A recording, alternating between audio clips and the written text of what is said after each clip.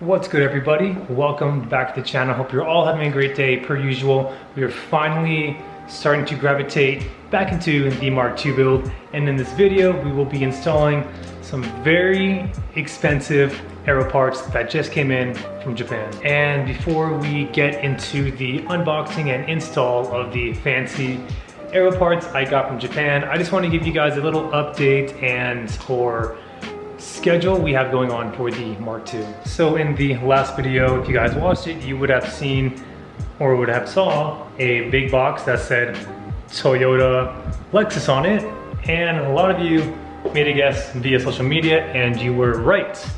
I picked up a brand new transmission, but not just any transmission. I picked up a brand new JZX 110 R154. A huge shout out to Alex at Sushi Had Me Like for getting this to me in less than 3 days. Incredibly stoked to run this. This is shipment 1 of 2. The second shipment is literally every single nut and bolt and everything I need to make the swap work. All the way new from Toyota, minus the clutch and the standalone ECU. I know I can just use a factory clutch and my auto ECU, but if I'm going to be doing this right, I want to do this right the first time. And for those of you who are curious on how much the brand new R154 from Toyota is, as well as almost everything I need for the swap, how much I paid for it, minus the aftermarket clutch and ECU I want to run, I believe right now I'm in at just at 5,000 shipped, so I'm incredibly stoked on that. And the clutch I'm going to be running is going to be a twin disc OS Gaiken. That clutch will run me between a G to maybe $1,200 shipped. And then in terms of ECU, I'm up in the air between a Link G4X, or if I just want to run like I do on my Skyline, a Haltech Elite 2500. Haltech is definitely a little bit more expensive than the G4X Link, and I think the Link's like maybe 1800. Both really solid ECUs. I like my Haltech, but I feel like a Link ECU is more suitable for a Toyota, the X100s in general, just in my opinion. So still balancing the idea between the two, working with or talking with my tuner to see which one he personally recommends, and once we solidify an option, that's when I will then go ahead and buy. And I'm not too sure if I solidified this 1 or 2 videos ago, but I did hit up Jacob from Shock the Mob, and we did go ahead and order ourselves a BN Sports Kit Type 2 kit for the Mark II, as well as the BN Sports 20mm front extended fenders, which I'm incredibly stoked to run. Unfortunately, but fortunately, those are made to order, and the lead time for the kits and the fenders is roughly 3 to 4 months, which puts us for pickup from with the container in San Diego end of September and or early October. And then from that point, the timeline is do the swap, enjoy the car with the kit unfinished, like really immersed in the driving experience before I strip the kit, strip the motor from the bay, respray the exterior and the engine bay the same color, the same like Mazda metallic red with the gold flakes I mentioned 2 videos ago. Plans for the 1J, of course, top mount, build the head, refresh the bottom end, throw it back in, and call it a build. All right, you know the drill, 1, 2, 3. And here we go. Very expensive aero mirrors for no reason.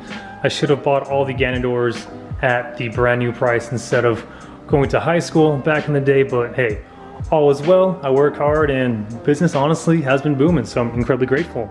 But yes, authentic Ganondors. For anybody who tries to roast me, there you go. I'm hoping the motor inside is working because I want the Mark II to be like my flex functional car, like my 500 horsepower car with AC. I mean, honestly guys, these are in like maybe 7.2 out of 10 condition. Mirror is okay, got some hard water spots, but good thing I am a detailer.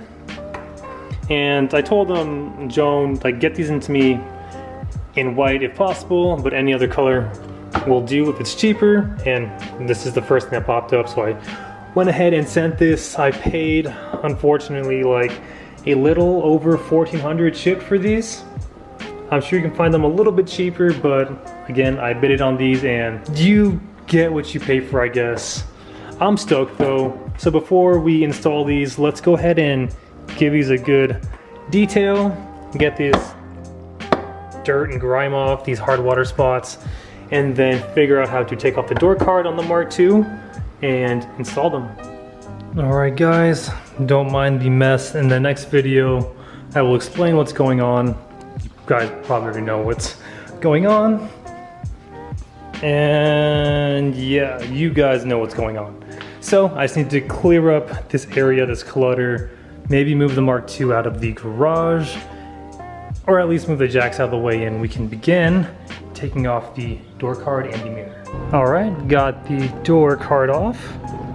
So essentially, here you're gonna have 8 millimeter screws. On the side here, where you see these two brackets, there's going to be another 2 screws. You just push those in and pull out. And then to get the door card off, you're going to need to remove the shifter handle bezel, this guy here. And what you're going to want to do is gently pry a screwdriver on top and bottom, and then just pop this out. And then the door card will be open and available to you. And then we have our connector right here for the Ganadors. All right. Ganador is on. Near flawless install besides breaking a couple of 30-year-old clips. Looks good in my opinion. I just now need to order the Aerowolf little visor for this thing. Thinking in red at this time to match the skylines. Looking good. Again, a near flawless install. Took probably 10 minutes at most. Now it's time to knock out the driver's side.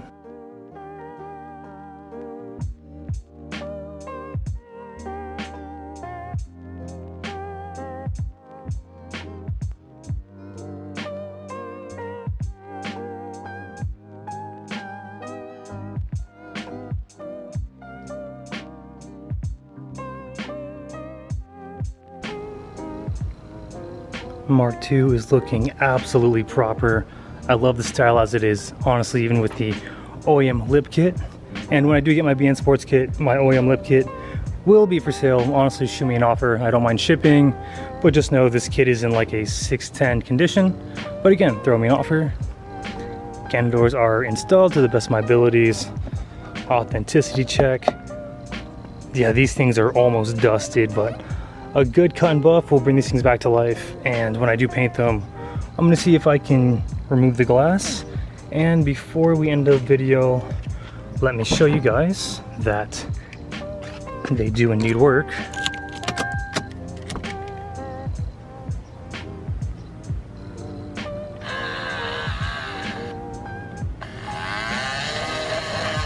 Incredibly stoked on that. And on that note, everybody, that is all I have for you in this maybe kind of short video. Hope you guys liked the install. Again, if you have any questions, feel free to shoot me a message in the comments below or reach out to me via Instagram. I'm always on Instagram. And again, for the next video, I cannot wait, guys. It's going to be another monumental moment. I cannot wait, and I can't emphasize this enough. Once the skyline is in the fabrication stage and I have the rest of my swap kit, we will slowly begin doing the R154 swap on the Mark II. And then again in September, October, we'll get the BN Sports kit. We'll just slap it on, we'll drive it, we'll immerse in the spirited drive of the Mark II. And then when I'm ready and season's over, holiday season's over, we'll go ahead and begin the teardown, and we'll definitely immerse in the skyline that we've been working so hard to build, guys. I cannot wait. This year is going by amazing, and the remaining 6 months of this year is going to be even better. So thank you again, everybody, so much for the continued love and support. And if you're new to the channel too, want to hit the subscribe button, that'd be awesome. And remember, aim high, drive low. I will catch you next video. Take care.